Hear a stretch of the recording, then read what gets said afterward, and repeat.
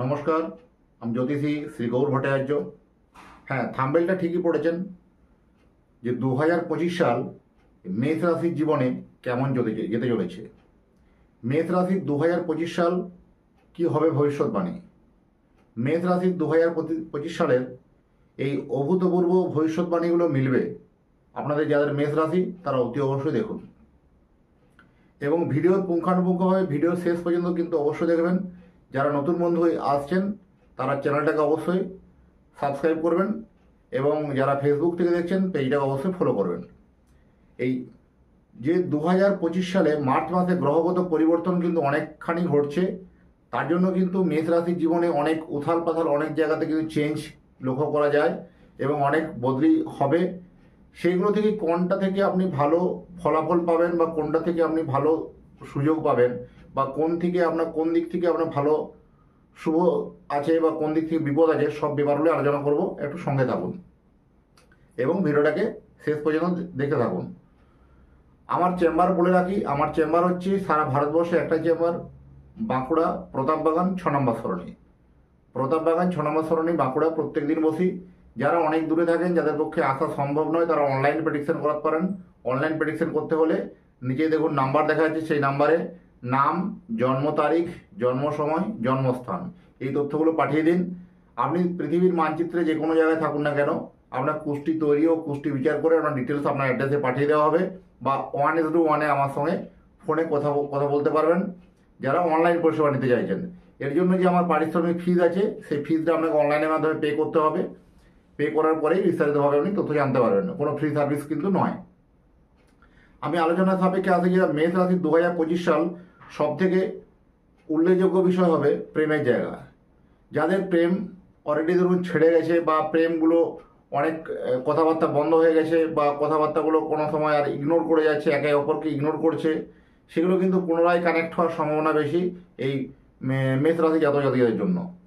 এবং যাদের দাম্পত্য জীবনে বিভিন্ন রকম অশান্তি চলছে, তাদের সেই ঝামেলাগুলো কিন্তু অনেকটা মিটে যাবে বা ঝামেলাগুলো তারা মিটার পক্ষে কিন্তু আসবে।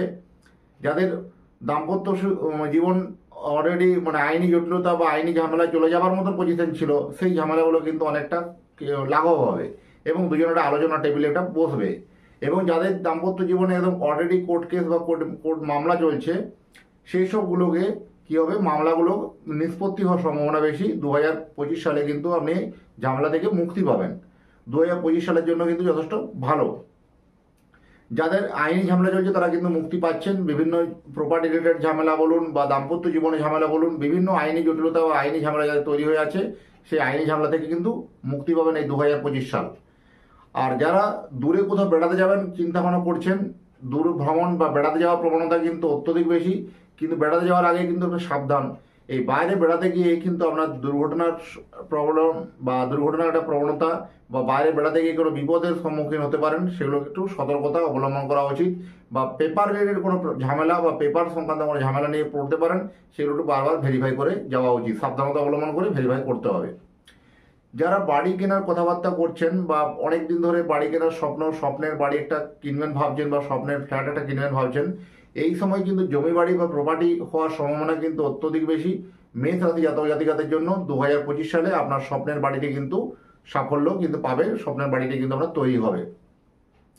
যাদের বিবাহ নিয়ে কথাবার্তা চলছে, যারা এখনো পর্যন্ত অবিবাহিত আছে, যাদের বিবাহ নিয়ে কথাবার্তা চলছে, মেষ রাশি জাতক ও জাতিকা দুজনেরই এই সময় কিন্তু বিবাহ ফাইনাল হয়ে যাওয়ার সম্ভাবনা কিন্তু অত্যধিক বেশি।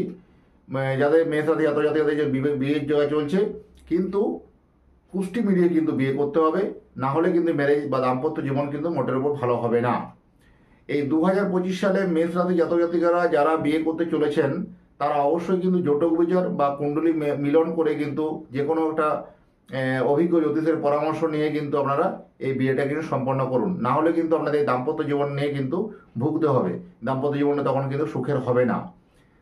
যদি আপনার জটক বিচার করতে হয়, দেখুন নিচে দেখুন নাম্বার দেখা যাচ্ছে, সেই নাম্বারে আপনারা দুজনেরই নাম, জন্ম তারিখ, জন্ম সময়, জন্মস্থান এই তথ্যগুলো পাঠিয়ে দিন। নিশ্চয়ই সেগুলোর ব্যাপারে বিস্তারিতভাবে আপনাকে আলোচনা করে জানাতে পারবো যে আগামী দিনে কি করা উচিত এবং দাম্পত্য জীবনেদের আগামী ভবিষ্যৎগুলো কেমন হবে। যারা বিভিন্ন পড়াশোনা করছেন, ছাত্রছাত্রী আছেন বা যারা বিভিন্ন স্কুল কলেজে হায়ার এডুকেশনের জন্য যারা চেষ্টা করছেন, এই 2025 সালে কিন্তু আমরা হায়ার এডুকেশন নিয়ে আসবে। অনেক মানে পড়াশোনার ক্ষেত্রে অনেক একটা ভালো একটা আপনি জায়গা পরিবর্তন করতে পারবেন। একটা ভালো কিন্তু একটা কলেজ পাওয়া বা ভালো স্কুল পাওয়া বা ভালো কোনো কোচিং সেন্টার পাওয়ার সম্ভাবনা কিন্তু বেশি। সেখানে সেই এনভায়রনমেন্টে আপনার কিন্তু জীবনের প্রতিষ্ঠিত বা জীবনের সাফল্যের আপনার অনেকটা খানি কিন্তু এগিয়ে যেতে পারবেন এই 2025 সাল।